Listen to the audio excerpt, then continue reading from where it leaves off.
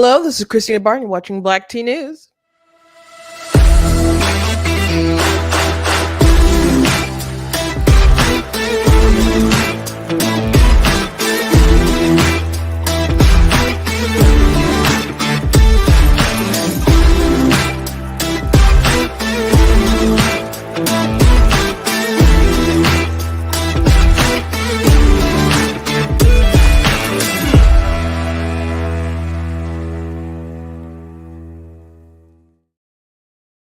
Hello, welcome to Black Tea News. I'm your host, Christina Barn. Today we're going to be talking about Joe Biden and is this the end?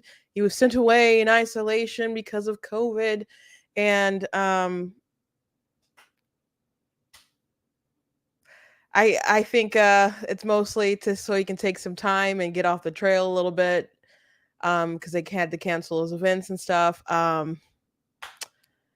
He's not doing physically well as far as getting around. There's a video circulating of him just struggling to get in a car. And but it's mostly because people can see how frail he is, but his interviews are just awful. I just finished watching the BET interview. I saw snippets, but I would just watch the whole thing. And it is terrible. It is so terrible. Some people are like, I can't believe they showed this. They aired this. And not only are some of his answers just terrible, he is obviously mumbling a lot. It's hard for him to really speak at a lot of points, but he forgets things in the interview, and then he's lying, like lie after lie after lie after lie. So the major heads of the Democrat Party have told Biden directly that he doesn't have a path.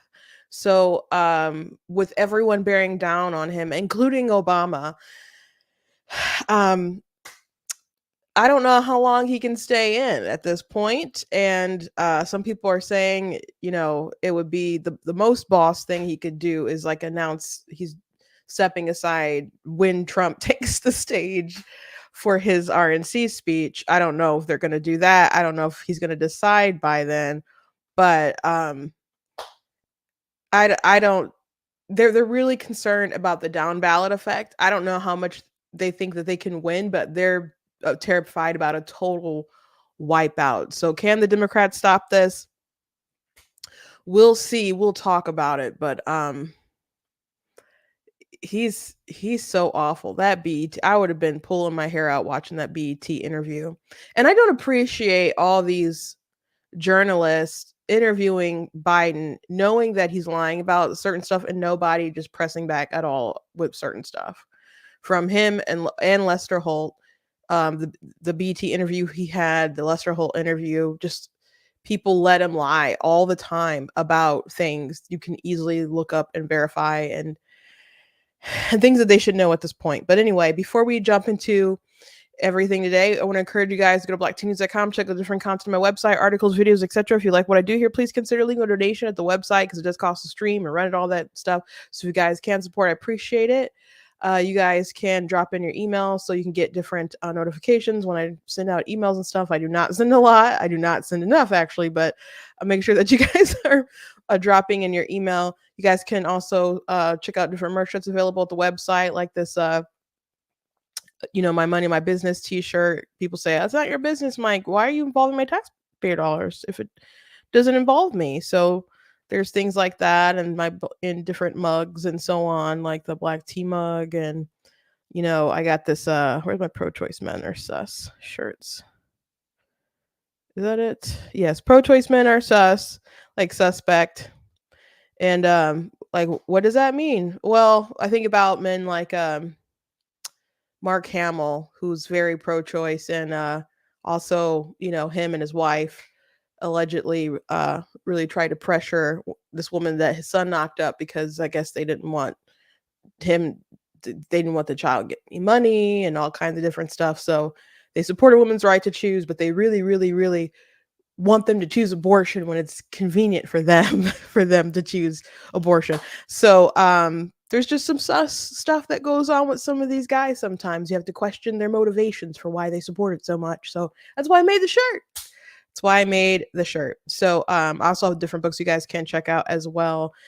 There's a link in the description that'll take you to an Amazon page that has like basically all my books there. So you guys can check those out. A little announcement. Usually when I pop in, I have like a countdown just to give people time to come in and um, you know, so you guys can catch me live when I kind of start. But I have some music on it that I downloaded, and I do have like uh like I had purchased it and I have the code, but YouTube flags it every time. So every time I do an opening and stuff, and after some hours they're like, "Oh, this conflicts with copyright," and I have to dispute it, and I dispute it, and they remove it like immediately. But it's just annoying to do all the time. And they also do it with my intro music too. I don't know how to preemptively stop them from doing it. But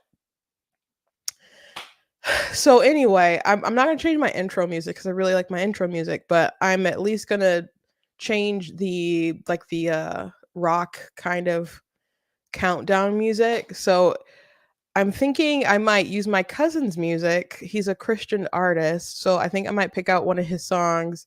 So I just wanted to let you guys know, if you tune in very early, as soon as Black Tea News starts, and you hear a countdown and the music is like "The Devil is a Liar" or something like that, and you're like, "What is it going on?" That's still my show. Um, but I'm probably gonna use my cousin's music or something like that. So I did ask him last night. I didn't tell him why I asked this question at Bible study. It was like, if I use your music or if someone uses your music, is it flagged? And he's like, no. I'm like, okay. So that's probably what's going to be going on. And I don't know if I'll fix it by tomorrow, but starting Monday, I'll probably have a new countdown going on. So just FYI, just wanted to let you guys know. Anyway, let's hop to it. Let's hop to the news. So these people are insane. In case you didn't know, I'm sure you do know. So yesterday, Jin Saki and Joy Reid were talking about Joe Biden's COVID diagnosis. And he could very well have COVID, but COVID at this point is pretty much a cold. Biden has had it before. And, I don't think anyone's worried that it's going to take him out. Not saying that it couldn't, but I don't think anybody's really worried. And they kind of compared it to Trump getting shot. So if you haven't seen this, it's pretty wild. A lot of people have mentioned it by now, so maybe you've seen it by now. But this is a really just bizarre world that we're living in for people to say things like this. It's so deranged. Here's the question that I have on that. These two men are both elderly. Donald Trump is an elderly man who, for whatever reason, was given 9 seconds to take a iconic photo op during an active shooter situation. Weird situation. We'll figure that out one day. But his survival of that and bouncing right back and going right to his convention is being conveyed in the media world as a sign of strength. This current president of the United States is 81 years old and has COVID. Should he be fine in a couple of days?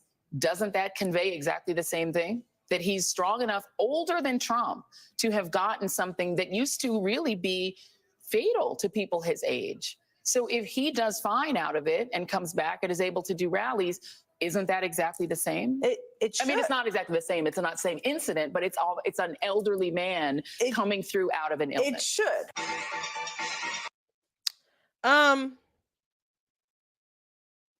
Those are not the same thing. Those are not the same thing. First of all, I'm not sure Joe Biden would have survived the Secret Service toppling him to the ground. If you watch the video with Trump and he says, "Get my shoes, get my shoes," you might have wondered, why isn't he wearing shoes? That's really strange. But apparently they tackled him kind of so hard, like to the ground, to like get on top of him or shield him or whatever, that they knocked his shoes off of his feet, and he wears them tightly, he said. So they went down pretty hard on him. And he got, shot in his ear. I guess people are disputing whether it's a bullet or glass from the teleprompter or whatever, but we all saw he had a bloodied ear and stuff. And um he could have obviously died. Someone did die. And people like Joy Reid complain about the 9 seconds to take a photo. And there seems to be, I don't know, some implied conspiracy from her. Like, why do they allow him to do? There's a lot of crazy things that the Secret Service allowed to happen that day. The posing for a few seconds to make sure everyone knew that he was okay is probably one of the least craziest things. But there could have been a second person there, or a third. So yeah, maybe they shouldn't have let him do that. But he made them stop, I guess, so he could do that. And what happened.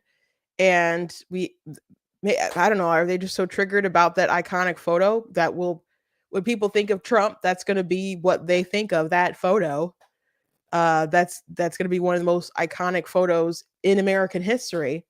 It just is. It's not going to be that defined photo of his mugshot. It's going to be that raising the fist in the air, saying "fight, fight, fight," and people cheering and chanting USA, USA, USA." Joe Biden having COVID right now, and him surviving and coming back after being quarantined. Trump like immediately went back out there on the campaign trail.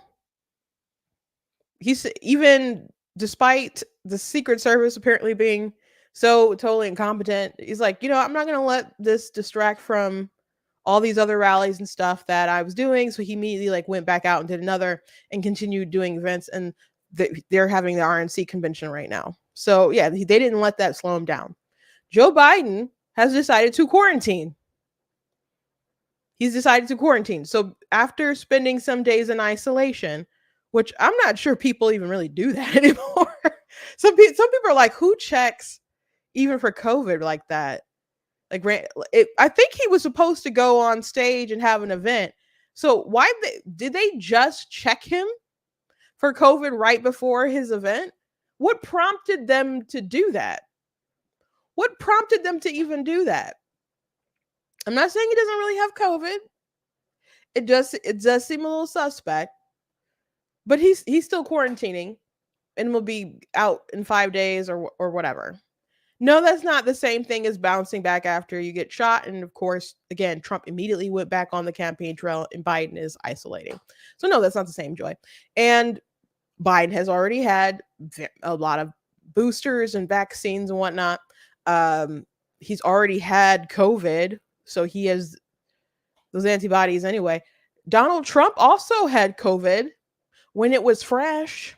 He had fresh COVID when the strains were stronger. And Trump is an old man too. Not the appropriate weight. I'm sure his doctors would like him to be. So when he got COVID, I was concerned. I was concerned for him, and he pulled through. But I remember when Trump kind of was like had this attitude of, "I survived COVID, I'm strong," and people were mad about it.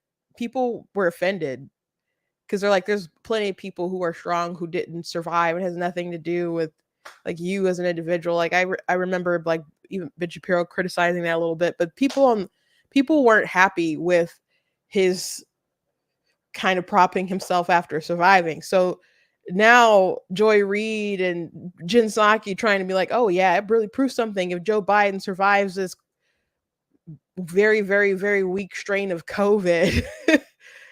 That's like on the level of Trump surviving getting his head blown off. No.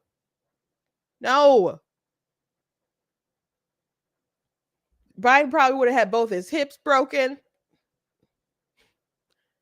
They had probably had to carry him away. Stop it. And he's still like having trouble climbing upstairs. And let me see if I can find that video of him getting into the car. It was just too much. They need to let this old man just sit down somewhere. I don't know if I have it bookmarked. There's a, I don't have a, okay, I can't find it. There's a video of him getting into a car and he's just struggling. And I get it, he's old. I get it, he's old. But you need to eventually let people go rest. You need to eventually let people go rest. So on and people would look past him being old and even frail. It's not a good look for America, but people would look past it if he was a decent president, and he is not. And he is not. Before I show you guys some clips of the BET interview, let me also show you this video with Joy Reid talking about the ear. We talked about people talking about his ear yesterday, but she's still crazy about this. So we still don't know for sure whether Donald Trump was hit by a bullet, whether he was hit by glass fragments, whether he was hit by shrapnel. We don't have those details. We actually have no details from his physician, even though this man is still a Secret Service protected, and presidential candidate. We know almost nothing. Why? Why don't we know that much? We know that 3 people were shot. One person, unfortunately, was killed at the rally. We don't know where they were sitting or standing relative to him. We don't know why, for 9 full seconds, Donald Trump was allowed to stand back up during an active shooter situation, even though they, at that point, had said the shooter was down. How would they have known if there were more shooters or not? Nobody knew that there could have been 5 shooters for all they knew. Yet they allowed him to stand up in the middle of that, crisis and pose for a photo and fist pump the air so he could get the iconic photo. And then they allowed him to stand up again outside of the SUV instead of just shoving him into the SUV. That seems really unusual. What is the actual injury to Donald Trump's ear that's under that bandage? Shouldn't we know that by now? It's weird. And there doesn't seem to be a whole lot of curiosity about it, in the sort of media world, my profession. It's weird, right? Where are the FOIAs? Why isn't the New York Times aggressively pursuing his medical records? It's just weird. Just a strange thing that I've noticed. And I don't know if you guys have noticed it too, but it's weird.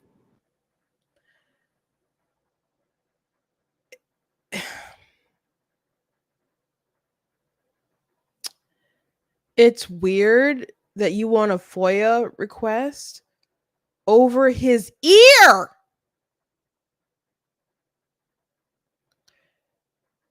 She's the weird one. She is absolutely the weird one. Oh my gosh. We saw he had a bleeding ear. Do they think it's fake? Now you can have just a general curiosity about those details. That's fine. But say, where's the FOIA request? Like, you want some kind of Senate hearing on his ear injury? What? As if the scandal is somehow with Trump and his doctors, as opposed to all the crazy stuff with Secret Service and how they allowed the shooter to be identified way before Trump got on stage and still allowed the events to occur the way that they did. This is just really bizarre stuff. Why is the ear that important to you guys? Why is the ear that important? And they allowed him to stand up for 9 seconds. What's the conspiracy there? That he was like somehow in on it with the Secret Service, and they just obeyed the orders for him to raise his fist. Because perhaps it's just more incompetence on top of incompetence. But I mean, at 5:10, according to sources, at 5:10 p.m., Crooks, the shooter, was first identified as a person of interest. At 5:30 p.m., Crooks was spotted with a rangefinder. At 5:52, Crooks was spotted on the roof by Secret Service. At 6:02 p.m., Trump takes the stage. So 5:10, he's a person of interest, and Trump doesn't take the stage until 6:02. And then he doesn't shoot until 6:12. Those are the questions. Those are the questions. And maybe granted, they should have just kept pushing him away and not allowed him to do but he obviously wanted the crowd to know that he was okay, that he would not be deterred. He also just has great instincts as far as media and being a showman and speaking to the crowd and engaging with the crowd. And yeah, so he took a moment because he is wise in that regard. He knows how to brand himself, obviously. He's been in the political game for a minute now. He's been on TV for a long time. It just knows media.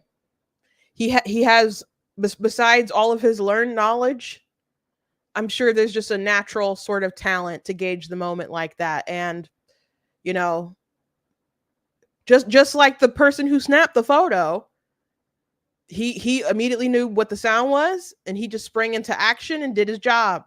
He's used to, snapping photos, had like wartime kind of background too. So he went for the shot. He got one of the most iconic photos ever that many people are putting on shirts. And I wonder if one day he'll start collecting checks from folks or whatever. But because I mean, the person who took the photo is obviously owns the license to those photos, but the Eargate is not a thing. No matter how much they want Eargate to be a thing, it's just not a thing. I don't think if Trump could show up to the RNC with like an ear, be like, I willed myself to be completely fine because I am that amazing. But he's got this kind of goofy, bandage on his ear. People at the convention also started putting bandages on their ear as a sign of solidarity. I think that's kind of weird. But yeah, Eargate, just let it go. Just let it go. It's people are freaking weird. They're weird. So anyway, let's get to some of these clips from the BET interview that are just beyond awful. They started off, they filmed it on Tuesday, and they said they didn't edit it. And it's funny, as soon as it started, they're like, we did not get any questions in advance or send questions in advance.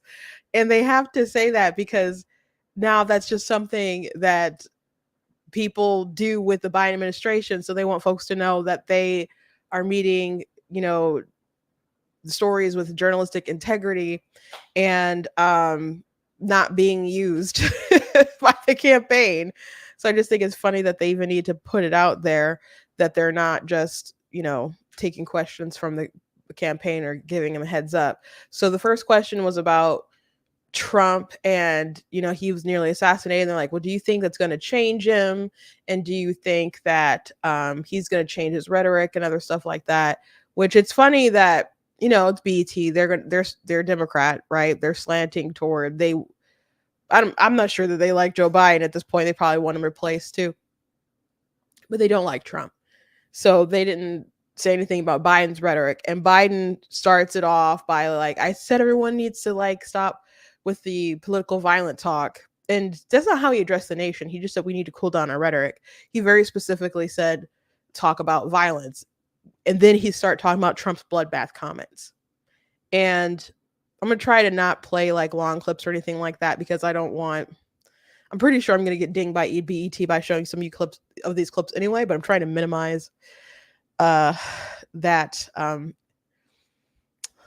copyright ding that I might get, even though it's all fair use or should be fair use. But uh, I can appeal when they ding me, but sometimes they don't want to release it. So just FYI. But you're free to watch it. It's not even 30 minutes. But he starts off with a bloodbath lie. And I've explained this many times, but Trump did not say that if he loses, there's going to be a bloodbath. So Joe Biden continuously saying this, if those comments, if Trump actually said those comments, and that is rhetoric that can lead to violence, incite people to violence, incite crazy people to violence, then you claiming that he said these things incites crazy people to do violence, because you're making people believe that that is the case when it is not. He was talking about the economic outcomes of the automotive industry if he does not win, not that he's going to lead a group of people to go just start slaughtering folks across the United States of America. That is silly. And then he started talking about why he got into the race, and he brought up Charlottesville. And of course, the very fine people hoax thing isn't true. So that's how he started off. So my issue, I hate when people lie to me, and I understand people lie all the time in politics. I'm not a fan, you know, of people lying. People can be wrong. I've been wrong about stuff, I hate to be wrong, but there's some people who blatantly just lie to your face. And I can't stand it. And it doesn't even have to be politics. We're just talking about real life stuff. If someone's going to lie to your face or lie to my face, I take that as a sign of you must not respect me if you're going to lie to me. That's how I feel. So Joe Biden sitting down for this BET interview to talk to, a black audience, trying to convince them to vote for him, which is usually a very solid base, but he's very much bleeding support in black males. And they don't mention it in this interview, but MSNBC, Rachel Maddow was on a panel and she was talking about how there's a 31% dip in black female vote, according to polls. If that's true, because black women very solidly stand by Democrats. So if there's any truth in that data, that is devastating. That is so devastating to Joe Biden if that's the case. But anyway, he's supposed to reach out to these voters, let them know what's going on, why they should be supporting him over Trump, or just, still whether they're not going to support Trump, but be enthused to go out and support him so they can save their democracy and stuff. And what does he do? He lies to their face. He lies to their face. So I take that as this man doesn't respect us. He doesn't respect America, but he specifically doesn't have much respect here for black Americans to sit there and to lie. And I already said this at the top of the hour, but I don't really appreciate these journalists allowing Biden to just sit there and lie about these things. Now, I don't know how informed this journalist is, because but I'm sure Lester Holt the other day, for example, knew the bloodbath hoax was, the stuff he was saying about that wasn't true, and other things in the interview weren't true. And sometimes you kind of let people talk for interviews, but sometimes you push back and you have to fact check, because you are allowing them to platform and they're talking to your audience, and you're still a news program. So this is warping what your audience knows about the truth. And they're looking at you as a journalist to be the gatekeeper of the truth.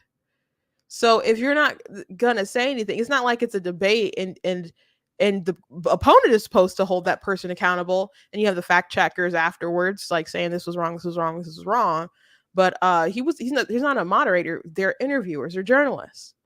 So why not push back on that stuff? Like Megyn Kelly does great interviews with people, and she'll push back on folks. But not these people. They let him just lie and lie and lie and lie. And I find it to be so very disrespectful. So very disrespectful. So I think his interview, on top of the lies, there are moments where it was difficult for him to speak, and he forgot certain things like the name of Lloyd Austin, and just ended up calling him the black man. So let me play that clip for you guys. This is one of the ones that are viral and circulating around. And so it's all about treating people with dignity. And it's about making sure that, look, I mean, for example, look at the heat I'm getting because I named the Secretary of Defense a black man. I named Ketanji Brown. I mean, because of the people I've named. And so Joe Biden is not getting heat because he appointed certain black people to positions. He got heat. He may get heat if he's saying I'm picking these people because they're black, or I'm specifically which is basically what happened with Ketanji Brown Jackson. And so when you announce like I'm going to pick a black woman, and you obviously exclude other candidates who would be very, very qualified, and you're looking for a particular DEI pick, that doesn't mean that she's maybe not particularly qualified for the job. That means that you are putting that label on her that automatically begins to diminish her reputation and the merits of what she could accomplish just as an individual. So he could have just picked her, and history books could have just written what was obvious, her being a black woman, but he himself wanted the kudos from that particular perspective. I'm the one who appointed this black person, this shiny black person. So praise me, give me all my kudos, give me my claps and my praise, because I care so much about the blacks, the black man I appointed, who I can't remember his name. And he mentioned all the black people he appointed, and his administration, how diverse it is and how it needs to look like the rest of America. And what's funny about them having conversations about how it's important that, people look and say, you can do it. I can do it because there's a black person in that position, or there's an Asian person in that position, and whatever. And he talked about that in this interview. When I hear white people talk about that kind of stuff, like it's so important for people of color to lead, I ask the obvious question of, then why don't you just step aside? If it's that important, if you think it's that important, why don't you step aside? Why do you feel that the bare minimum that you have to do is you take that position, but you get the credit because you picked black people underneath you, instead of stepping aside and letting someone else lead? Joe Biden, and he mentions it in this interview, and it's been brought up in other interviews, that he was supposed to be a transitionary candidate. And that gave people the impression that he was not going to run again. And people have been begging him for some weeks now to step aside. The people have been saying earlier last year that making questions about him, and he still wanted to run, and there was no primary because he wanted to run, but he still doesn't want to step aside, even with all these people panicking. And now he's a bit more open to it because they're really, really going in on him. But he's like, no, I'm going to stay. Even in this interview, he said, no, I'm going to stay. And again, this was a Tuesday where they filmed this. So yesterday is when they said that he had the COVID, and he's, so he's having conversations with folks. So he might change his mind. Maybe this weekend he'll say that he'll drop out. Maybe he won't, because Jill and Hunter obviously don't want him to, and he obviously doesn't want to himself. But he could step aside. He could step down from the presidency now, and he could step away from the race. And the heir apparent is obviously Kamala Harris. Maybe they'll pick her, maybe they won't. But she's a woman of color. So if it's so important that you have people of color being in the lead, why is it so important for you to hold on to the spot? So I don't understand these white people talking about all how important it is for the diversity, all this. Oh, it's so important. But you yourself, you don't want to give up your spot. And I'm not making the case that they have to, But I'm a little confused about your ethic here. People are just supposed to be satisfied with the number 2 position or the number 3 position or whatever. But you it's fine if you're there in that leadership and you don't want to step aside even though you can't win. It seems very strange to me. It's just virtue signal nonsense. It reminds me of Kevin Feige, who's in charge of like the Marvel movies and other stuff like that. And when Doctor Strange, when WandaVision came out, that was like the last thing I watched on Disney Plus, or ever I watched in Marvel period. And on the show, people were expecting Doctor Strange to show up because she's like kidnapped a town and is like psychically kind of torturing them and stuff and doing all this magic. And it's like, okay, where's the Sorcerer Supreme and all this?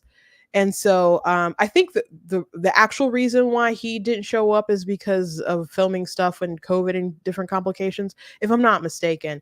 But Kevin Feige gave an excuse that was kind of interesting and racist. He said, like, who needs a white man like saving the day?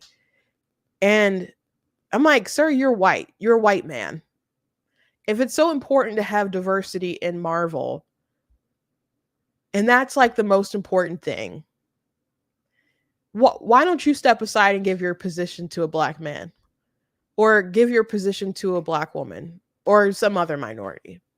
If you really feel that way. Because when you don't, to me, not putting in Doctor Strange just showed a bit of incompetence about, because I'm like, this doesn't make sense story-wise. And there were other things people speculated, like, where's Mephisto? Why hasn't he showed up? And apparently the writers didn't know who that even was. So people working on the show aren't that familiar enough with the actual like comic book material. So there's so much I could say about Marvel and so on, but my point is, people virtue signal about, and they talk about the need of diversity, but they're still there being the white person who gets to feel good while still not stepping aside. And again, I'm not saying that they need to. I think if you're the best person for the job, you're the best person for the job. And you just need to kind of leave it at that. But people being so gung-ho about needing that diversity, you get to the point where you are picking some folks who just aren't good. Kamala Harris is a DEI pick. People were mad a couple weeks ago when New York Post wrote a story about that. And I defended them. I said she clearly is one. And there's people kept saying that he should pick a black woman or a black person and stuff. And he said he's going to pick a woman. And they said it needs to be a woman of color. He picked Kamala Harris. She didn't do well in the primary. She basically called him a racist on the debate stage. I wouldn't have picked her. But he picked her. And she's not good at her job. She doesn't communicate very well. She has no charisma. She is the definition of failing upwards, and she did not rise to power through the most admirable sort of means. And if she ends up being the presidential candidate or the presidential nominee, or the president, anyway, that would be pretty wild considering, her life and how she got here. But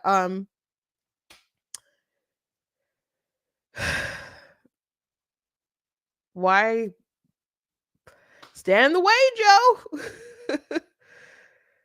But she's not good. The press secretary is not good at her job at all. They put a lot of DEI hires with the health assistant secretary, the health secretary too, but I would say the assistant health secretary is there. That's Rachel Levin, who's the dude who doesn't look healthy in the least bit, but he was very incompetent and shady in his state. So him being elevated, that's DEI. You want this trans person here, you want this black person here, you want this Hispanic person here, and you're looking at their actual credentials and you're like, how did we get here to this place? It's like, oh, they fit and they check off this box that you want them to check off.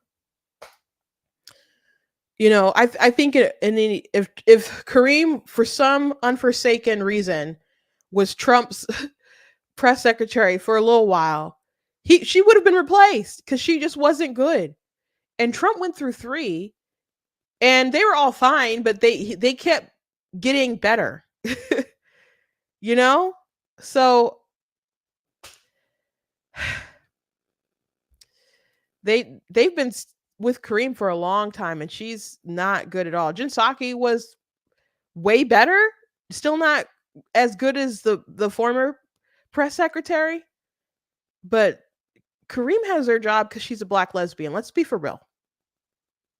And she's kept that job for that reason.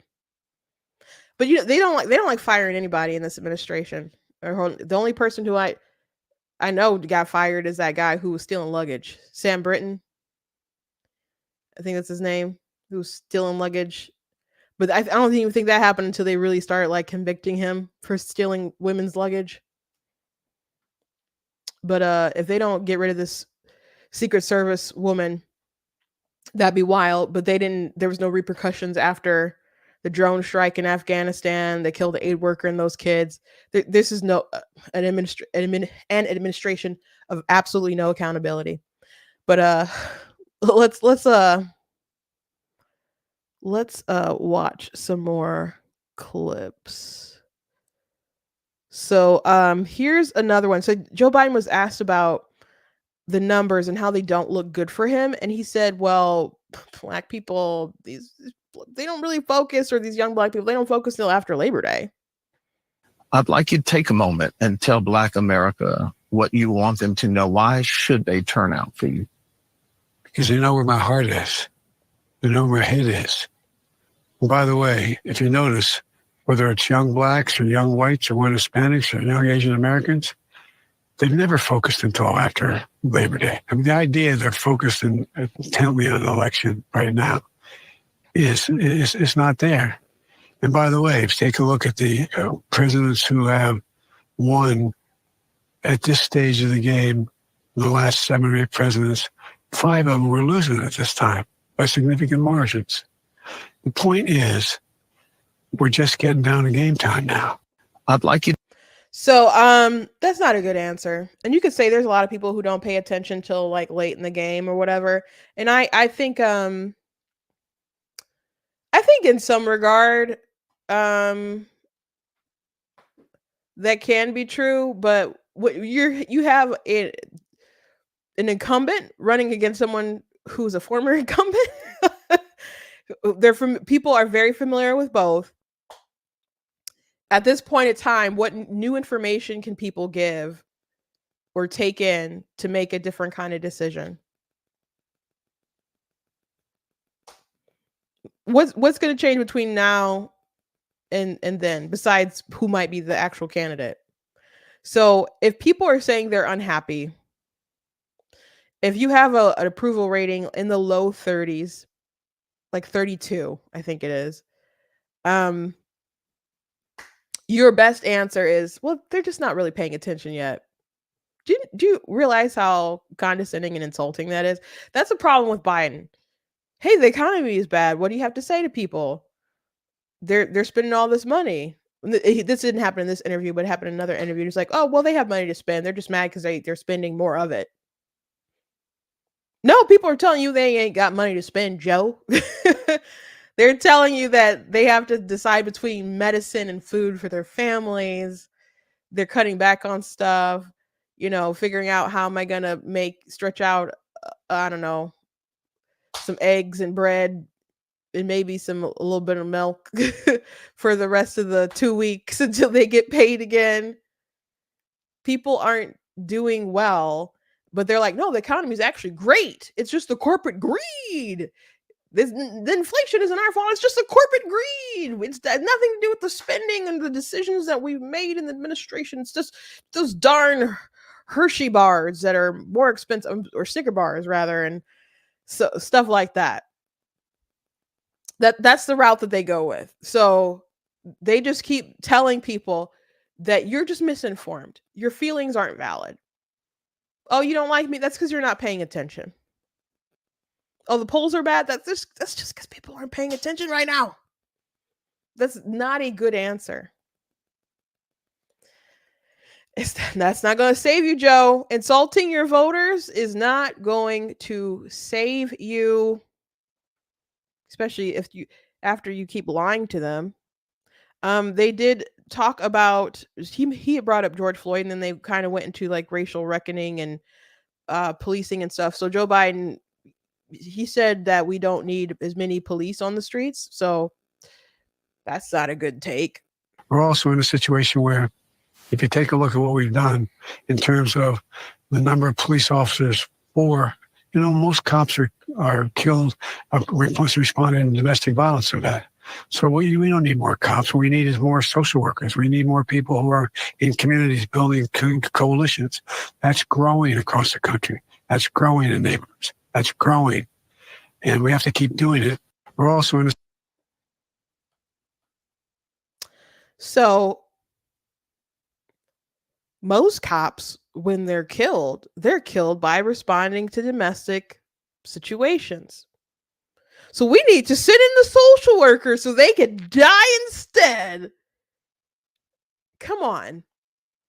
Come on. If there's some kind of situation, I don't want a social worker to show up at my door. Or if I hear something, I don't want a social worker to show up at the door. I want the police there. I'm sorry. And I want them there fast. How many police do we need? However many it takes for me to call and know that they're going to get here in like less than 5 minutes. That's how many police that we need. That's how many. This this is just crazy. And this is still like defund the police rhetoric. That we don't need more cops. We just need to divert funds into like social service stuff.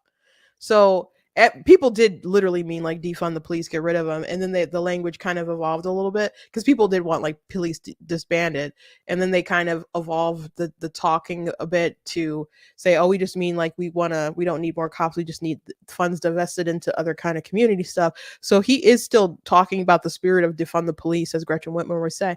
So they're still pushing that, but no, folks like the police on the streets. Maybe people who might do crime don't care for it. But if police aren't going to actually arrest them and they're not going to be held accountable, I guess they don't care too much about police one way or another. But yeah, if I call the police, I want them there fast.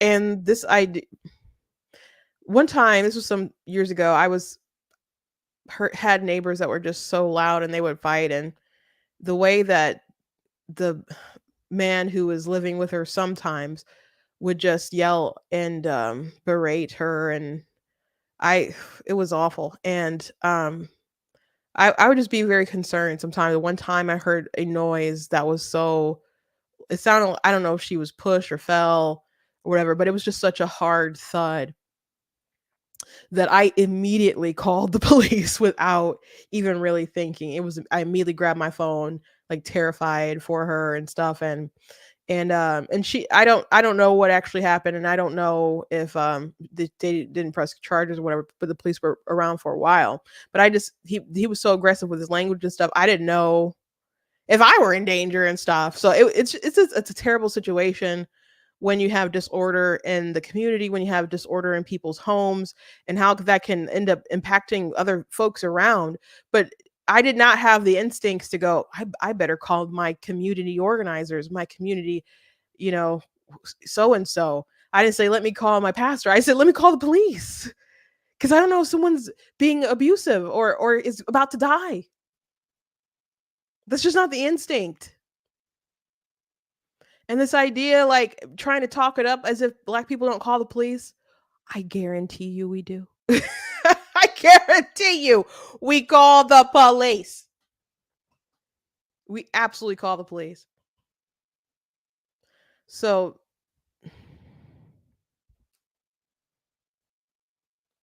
my sister, I was thinking about this. She said I witnessed a guy drag his girlfriend out into the car and was fighting her and pulling her towards the woods area. I called the police. Yep. We called the police. You don't know what people are going to do. You don't say, let me get the social worker. Nobody does that. It's disruptive, it's destructive to the Black community. There was another clip. I don't want to play the whole thing because I'm trying to avoid copyright dings or whatever. But this clip is longer. It's like 3 minutes. But just the beginning, I want you guys to hear. It's about why he got involved in the first place. Look, I got out of school, high school, and my state was segregated by law to its great shame in Delaware. And I got involved in the civil rights movement. No great shakes, just sit-ins and, and things like that. And the end result of this was So that's all I basically need you guys to hear. He goes on to talk about the different stuff that he would do, and I think this leads into the story about about Barack Obama asking him to be vice president, which he claims that he turned down, and he had to talk to his family about it. And someone was like, Joe, like, what happened when you did this and you worked as a lifeguard and you stood up for Black people here, and now the first Black president asks you to be the VP and you said you don't want to do it. I don't know how true that story is, but I know the beginning that I showed you wasn't true. And I don't know if there's anyone in the comments who already knows why it's not true, but I will tell you the answer. Joe Biden did not participate in the civil rights movement. He didn't. He didn't. And this is a lie that's been persisting for years, Ever since he originally tried to run for president, he was going around talking about how he participated in the civil rights movement, and he had to retract it and apologize. And I'm talking before he had white hair. When he was a young man, quote unquote. He lied about participating in the civil rights movement, and he still tells the lie again and again to Black people on TV, in their churches, at rallies, at events with mainly Black audiences. And now he's telling it to this man on BET. He did not participate in the civil rights movement. One time he said, I was involved in what they were thinking. And that's not the same, but he just said sit-ins there. He didn't do that stuff. He didn't do that stuff. And he was a young man. I mean, kudos to everybody who actually did do it, but I don't he did things that people would say were the antithesis of that, like Kamala Harris dissing him on stage about that stuff, and but if you didn't participate in it, you didn't participate in it. You don't have to create some kind of legend and myth that everyone can fact check and know you're lying. So again, if you're going to sit there right in front of me, look me in the eye, and tell me lie after lie after lie, I don't see that as a sign of respect. When he said the "you ain't Black" comment to Charlemagne, of course, that wasn't very respectful. That wasn't respectful to Black people, period. That was so disrespectful. But then when he said, if you have trouble deciding between me and Trump, then you ain't Black. And so if you even commit the thought crime of maybe not supporting Joe Biden, then you ain't Black. And that was supposed to be a joke. And Charlemagne immediately says, it's not about Trump, it's about what's best for my community. So just really genuinely weighing the options. And Joe Biden said, look at my record, man. I've been endorsed by the NAACP every time I've run, which isn't true. So he tells that lie, and then he tells another lie. So he's like, look at my record, and then proceeds to lie about it. So, sign of total disrespect. It was a bad interview for him. Again, it's less than like 30 minutes if you want to go check it out. The whole thing's on YouTube. But it's just not good for him. He's not having a good time, man. And there's all these people bearing down on him saying that you need to drop out. And they're way more forcefully with it. And not only are they forceful with it, there's leaks about people sitting down with Joe Biden and saying that they want to get out. So I don't think I mentioned this yesterday. If I did, maybe it was briefly, but Chuck Schumer apparently went to speak with Joe Biden to his house and laid it out and said that he needed to drop out. So George Stephanopoulos talked about it on his show. And it's not just that these people are having these conversations with him, it's leaking because people want folks to know there's division here and they want to oust him. It's not just these conversations are happening, it's that we all know about it is an issue. So here's a little bit of talk about it. And John, we have to begin with President Biden. Boy, the walls are closing in on him. Oh, they sure are, George. As we first reported here on ABC, Senator Chuck Schumer over the weekend traveled to Rehoboth, Delaware, visited one-on-one with President Biden, and very directly, very bluntly told him that it would be bad for him and bad for Democrats if he stayed in the race, urged him to get out of the race. It is a message that I am told has also been delivered by Hakeem Jeffries, the Democratic leader in the House, and also by Nancy Pelosi. So you have essentially the entire elected leadership of the Democratic Party telling him to get out. And in response to all of this, Biden, the White House has said, put out a statement in response to each one of those stories. The president told both leaders he is the nominee of the party. He plans to win, and he looks forward to working with them on an agenda for next year. But George, I just don't see how it is tenable for Joe Biden to continue as the Democratic nominee, president and Democratic nominee in 2024, when all of the Democratic leadership is telling him very bluntly and very directly that he should get out of the race. Yeah, that's again, it's not good that we know all this stuff, that all this stuff isn't like behind closed doors, and that it's being reported by, credible, well, people would say credible journalists, but it's just not good, man, at all. And there was also Fox News talked about Obama as well, and his aides basically making it known that they want him out too. So it's over. If you have Obama, I mean, people suspected Obama had his hands in the George Clooney thing. We talked about that at the time.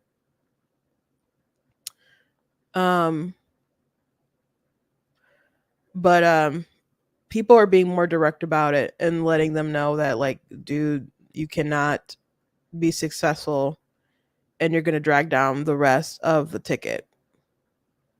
Oh, I found the car. I found the video of the car. When he got down there at the base of the stairs there, he was asked questions by reporters. He told them, I am doing well. He gave them a thumbs up.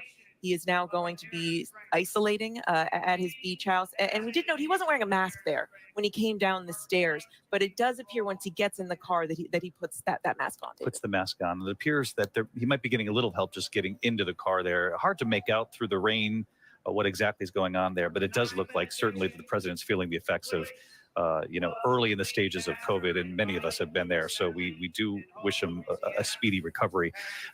John Carl, you're reporting earlier on World News Tonight, getting some pickup tonight across several news outlets. You reported on this meeting that Chuck Schumer had with President Biden. This was Saturday, and it was... Yeah, right. Blame it on the COVID. I'm not saying he don't got COVID, y'all. I'm not saying that. Maybe he does. But do you guys remember when Robert Hur was being, dismantled, not dismantled, but people are coming at him because they didn't like his report on Joe Biden. And now all of this stuff has exploded about Joe Biden and his health and his mentality. And They just didn't like what was being said before. And now it is what it is, man. Oh, by the way, the courts also blocked Biden's student loan thing. So another blow to Biden. Another blow to Biden. But I'm sure he just likes, the fact that he gets to say that they blocked him. So anyway, the walls are closing in on him. All the leadership wants him to step aside. So it's more likely, there's reports that he's more open and is asking questions about whether Kamala can be the person. And they need someone to unite behind going into the convention, because he's going to have to give up his delegates, release them, and then they have to do voting and so on. So if you have coalitions of people who want their person and their person, it could just be a really ugly floor fight. And I'm sure they don't want that. I'm sure they want some kind of unity, going into convention. Like the Republicans are really, many of them are very united right now, surrounding Trump, especially after what happened on Saturday to him. And whatever drama they could have had, like with them changing the platform, they shut that down with an iron fist. I'm not happy about that. But the Democrats, they've been trying to control, the variables of what could happen at their convention. But this just really throws a big monkey wrench into it. But let's talk about who could actually be the nominee. Now, let's say it's not Kamala. People would say Gavin Newsom. And people have been talking about Gavin Newsom for a while. It's obvious that the governor of California really, really wants to be president. He has been saying, Joe Biden's going to be the nominee. Kamala Harris is the heir apparent, etc. But, he's a slimy guy. You don't trust him. Now, some people have referred to him as a panty dropper. So they think that, I don't know, he's suave and charismatic and handsome to a lot of women, and he'll be hard to beat. I think that Gavin Newsom, he comes off slimy to me. He seems like an 80s movie villain, or he seems like he'd be the final boss in like a Cobra Kai or something for people to fight. Which, by the way, that dropped today or last night or whatever, the first part of the final season. I haven't watched it yet, but that did drop if you're a fan. I don't think it can be Gavin Newsom. I'm not saying they wouldn't pick him, but I don't think it would probably go well, because California, so many people are so unhappy about California. Many people are leaving California. Elon Musk announced the other day that he was taking SpaceX from California because of a new radical law that they signed, that they don't want teachers to have to tell parents if a child transitions, says they're trans or something like that. They want to be able to hide that from the parents. And they signed that bill. And there's been other crazy, radical, perverse bills that they have signed in California. And there's too many things that are the most radical things that you could possibly concoct, that you point to Gavin Newsom, that he signed, he has his name on.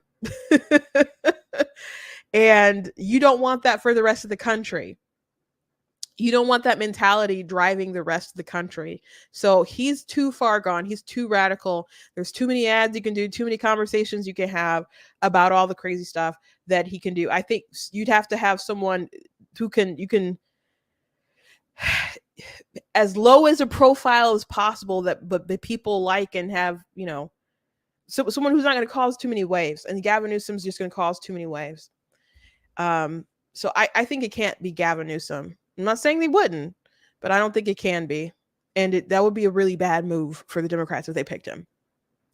Another candidate who seems pretty obvious to me is Gretchen Whitmer. She's my governor. I don't like her, did not vote for her. Very sad that she got reelected, but she did get reelected, and she got reelected by a lot.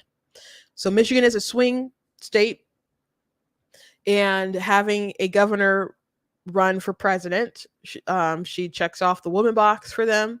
And she is a Midwestern governor, so she's going to pull out a different kind of appeal and could take Michigan perhaps off of the map for Trump. An issue with her is that, she was pretty radical with her COVID policies, pretty tyrannical, and a lot of folks across the country are aware of that. But a lot of people know her and like her and kind of think she's neat and from the left, and have dreams of moving to Michigan or whatever. I think she's as bit as radical as Gavin Newsom. I just don't think Michigan is radical enough. Isn't radical enough to be California yet. So that's why you don't see quite the pushes there. But she is very radical herself. But she's raised a lot of money. She has a big super PAC that she's been preparing. She knows a lot of people with money, with her connections to Blue Cross Blue Shield, for example. And she would be an issue. But I'm not saying that she could win. But I think she'd be very hard for actually Trump to beat. Now, there's such a little time. Maybe people could feel like, this is too radical of a shift. But I think there's probably a lot of people waiting just to say, like, I would really like to not vote for Trump, but they're so crazy. And it just would really depend if people view her as someone who's middle of the road enough, or if she's too radical, and then they won't pick her. But I think someone who would probably be their best option is the Governor Shapiro from Pennsylvania. So that would take Pennsylvania off the board for Trump. Now he's only been governor for a short while, but he has a high approval rating. I think it's over 54%. I think that's, the number could be higher. But like almost 30% of Republicans approve of him. I think it's 57% of independents from the last poll that I saw. And like 89% of Democrats or maybe it's in the 90s, but he has high approval ratings. Since he is so new, he's not really connected to the COVID stuff in the way that like Gretchen Whitmer was. Like, she mixed the nursing home folks with the COVID stuff. So she has those scars from COVID on her, but so that stuff could really play against her. Shapiro doesn't quite have those things. Now you could speak to other people have more experience than him, but I think low profile is kind of, if there's as little as possible to blitz him in like negative ads as possible, that's probably their best bet. People have said he's kind of Obama-esque. I don't know, maybe he's about as far as his charisma and speaking and other stuff like that. I don't know about that. But I was never a huge Obama fan anyway, but those are the sorts of things that have been said about him. People definitely think he's a future contender, and I don't think that people probably view him as radical as they view Whitmer or definitely Gavin Newsom. So I think he's a safer bet for the Democrats than Whitmer, or even definitely more than Newsom, but a better pick than I think Whitmer too. He doesn't check a box. Like, he's not a minority from what I know, and he's definitely not a woman, but not everybody cares about that. Not everybody cares about that. So I don't know if he'd want to leave being a governor to risk it all for a campaign that would be a couple months long. But then you don't, I don't know, that kind of might seem attractive to some people, like, hey, I don't have to actually campaign that long if there's a good chance that you could probably win. And so I think that would be a really big threat to Trump. I think that would kind of be bad. Now there's a lot of polling that still has Trump like ahead of different folks or ahead of Kamala Harris, but I think once there's actually a different name on the ballot that's not Joe Biden, you'll see how people actually feel about it. Will they connect the economy, and will they connect the border and other things like that is under Biden's leadership? Will they push that on the Democrat Party as a whole? And will they also even connect that to Harris, even though she's part of the administration, she's the vice president? Are those decisions that they want to pin on Biden? will they look at her with a fresh kind of eye? Now, as far as Kamala Harris, she is the heir apparent, the one to, I think they're really kind of saying whether they think that she has a shot. She has no charisma. She doesn't speak well. She didn't do well in the primaries. They kind of hide her a lot. She seems very difficult as far as different leaks that come out with her staff clashing with other folks. It seems like, people really, really don't want to do it because they probably really, really, really don't like her. But I think if she's the face suddenly, even though people internally might not like her, there's gonna be a rallying cry, I think, around her because she's a woman, because she's a woman of color, and people will get excited all of a sudden, and they'll have their pearls and their chucks. And it would really just depend if people transfer the failures of the Biden administration directly onto Harris. And it also would depend what kind of game plan they have as far as campaigning. Are they just going to keep going like, oh, you have to do it because of Dobbs and to save your abortion? If you want your abortion, you got to vote for me. Your campaign has to be more than that. It has to be more than that.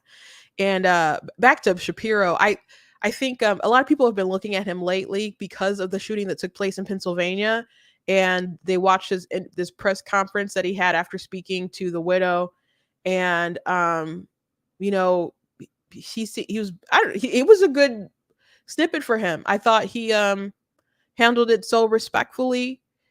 I just think he'd come off more presidential than the other folks. But Kamala just ain't got it. That doesn't mean people won't push her over the finish line. They're willing to push Joe Biden's dead corpse over the finish line. So they would gather around Kamala, but are they going to be able to energize the folks who have abandoned Biden, aren't enthusiastic about him at all? And are they going to be able to pull back people from the middle? Because really, Donald Trump has the right, but he's already in the middle himself, and the Democrats are the left. Basically, right now, Republicans basically seem like Democrats from 10 years ago, and Democrats right now are socialists. Kamala is very extreme herself. I think she was like voted the most liberal person in the Senate. So will people feel confident with her to give her a shot? Will she be able to moderate and alleviate people's concerns? I don't, if people are honest, I don't think that she should, but people might just be so excited to not have Biden and to be able to have another historic situation like they did with Barack. They might not care. I'm just being honest with you guys. And if that sort of momentum just takes over with this excitement and people wanting to feel like they're part of something new and making history, as opposed to someone that people voted out, they might take that shot with Kamala. So I think it could go either way with her being able to win. Maybe that sounds like blasphemy to some people, but there's things that people still don't like about Trump, including January 6th and the 2020 election and saying that it was stolen and stuff. There's plenty of people who still don't like that stuff. I know people on the right, mostly maybe it doesn't bother folks, but there's a lot of people that doesn't play well. I know Donald Trump wanted to point all of his losses at the pro-life community, but that's not, they're just a scapegoat. The midterms, a lot of that was his fingers being on everything, to be honest. So I'm not sure. And I don't know if it would be anybody else. I think those are kind of the names. I mean, Kamala's the obvious one. It seems very obvious that people hate her, but she could be another historic opportunity. And if they skip over a woman of color for all the white people I named, people will not take it well. I already mentioned how Joe Biden is bleeding Black support. They need minority support, and maybe she could obtain it, herself. But if they skip over it, will people feel disrespected and stay home? I'm not sure about that. I'm not sure about that. If they pick Josh Shapiro instead of Kamala Harris, are all the Black people just going to decide to not vote or just vote for Trump instead? I'm not convinced of that. I'm not convinced of that. It'll make some people mad, but that doesn't mean that they're going to not vote. It doesn't mean they're not going to vote. So I think Joe Biden staying in is the best chance that Trump has to win. I think the fact that Trump did get nearly assassinated does really attach people in his base to him more, makes them more defensive of him, more invigorated to go out and support him on election day. But people on the fence who may not like him aren't going to suddenly be like, oh yeah, I'm going to really support him because he almost got shot. They, whatever concerns they have, they still have about him. And if there's some kind of alternative that they don't feel is going to ultimately destroy the country, then they might check that lever for someone else who comes in. And time is very limited on how we can educate voters about why that Democrat would be awful. There's plenty of information that folks know about Gavin Newsom, and there's plenty of information available. We can point out radical stuff about him. So I think he's a bad pick. There's plenty of people who like Whitmer. So many folks would jump on her train. There's plenty of things we could point out that she did during COVID and stuff that could make people not like her. But I think Shapiro is the harder case for Republicans to kind of destroy. So if it were up to me and I wanted them to win, if I was a Democrat operative, I'd probably want Shapiro out of everybody. I don't know if he wanted to. I don't even know if he would want to do it. I'm assuming he probably want to go to the White House one day and might want to try for it in 2028. But I'm not sure if he would want to do it right now. It's a lot to risk right now. But I guess there's also a lot to gain. We'll see. It's not like people only run for president once.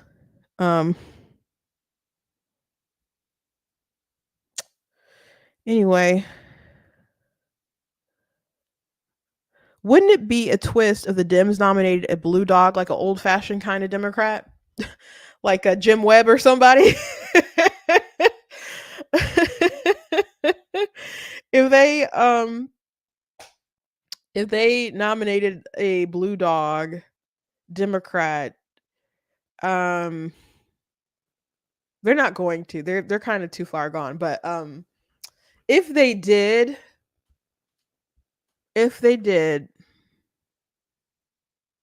would probably be very bad for Republicans too, because Republicans have moved very far from the right into the center. If I was telling my sister this morning, and I can't remember if I told you guys all this already, but if they transported Bill Clinton from the 90s and said, we need you to run against Donald Trump, he'd probably be really confused. But he'd be like to the right of him on some stuff, man. Because the Republicans have moved so far. And then there's also the issue of Republicans moving so far, and they're really upsetting a lot of evangelicals. Now, I think there's a lot of evangelicals who are pushing back against evangelicals who are criticizing and saying, "Oh, what are our options? It's stupid to just not win," and etc. And some people are just kind of like, "Win for what? Win for what?" And if we reward them for bad behavior, like how they bulldozed and bullied and intimidated people on the platform committee, if you reward that behavior, then doesn't that mean that you're basically surrendering your power and you're saying that evangelicals don't matter because they gave you things before, like, and now you're just supposed to be satisfied with them abandoning core principles of the Republican Party? So people could say, well, the election is too important, you can't just sit out. I question, the election is so important, so why did they open this door for people to walk out of? I don't understand. It's just overconfidence, I guess, and desperation to reach out to the center. But as Eric Trump said the other day, that his wife, who's the RNC co-chair, and his dad basically always had these positions, and they're just moving the party to where his dad always was. And they said that we need to pay attention, care more about fixing the roof instead of these spot issues. And I just don't think like abortion and stuff is a spot, you know. So anyway, that's all I got for you guys today. Wild news going on. I didn't even talk about the RNC convention at all from the other day, but um I don't know, this Biden stuff was really fascinating, how they're pulling out the claws. And oh gosh, let me show you this before I go. Did you guys see Matt Gaetz at the RNC convention? I don't like to talk about how people look, but under Biden Harris, inflation has gotten so bad you can no longer bribe Democrat senators with cash alone. You have to use gold bars just so the bribes hold value. So people have been talking about this Botox and whatever he's done to his face, cuz he looks like a during Christmas time you see all those wooden dolls and stuff. That's what he kind of looks like to me. And he I've seen him in person. He doesn't look like that in person, but he didn't even look like this in videos from the other day. So they must have like shot up his face with Botox or whatever before he had his speech, which I wouldn't have given him time, to be frank. He's so much of a troublemaker, I would say, but I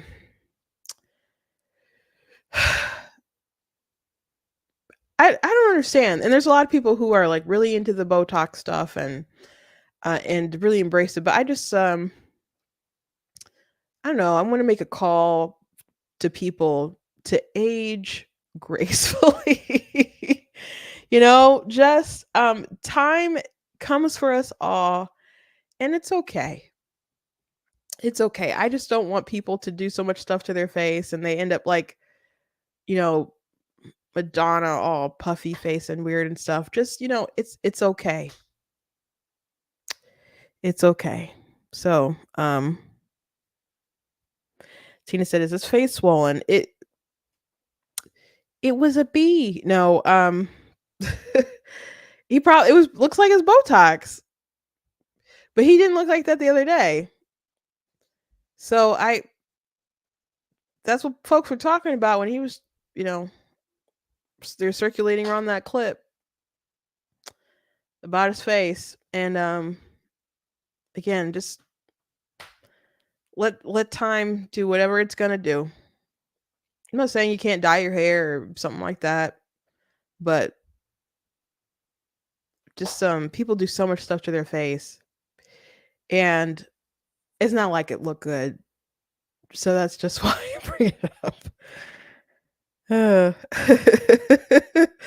My sister caught the reference. I said it was a bee. Have you ever seen the movie Ever After? With Drew Barrymore when she was Cinderella, and her evil stepsister found out that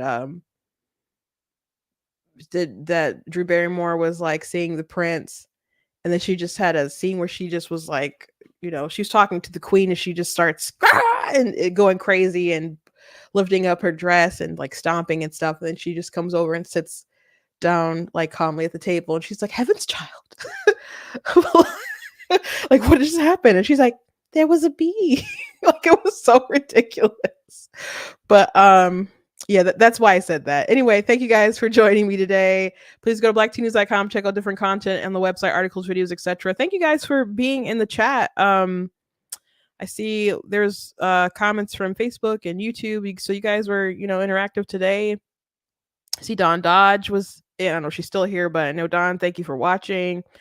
Carol said a very nice comment very early that you are succinct and thoughtful. I appreciate you and your channel. Thank you so much for jumping in. I see Kit Kat hits her all the time. Just lots of comments. Thank you guys for being here today, and I hope to see you tomorrow So thank you, and check out the website, check out my content, and thank you. And again, God bless. See you tomorrow.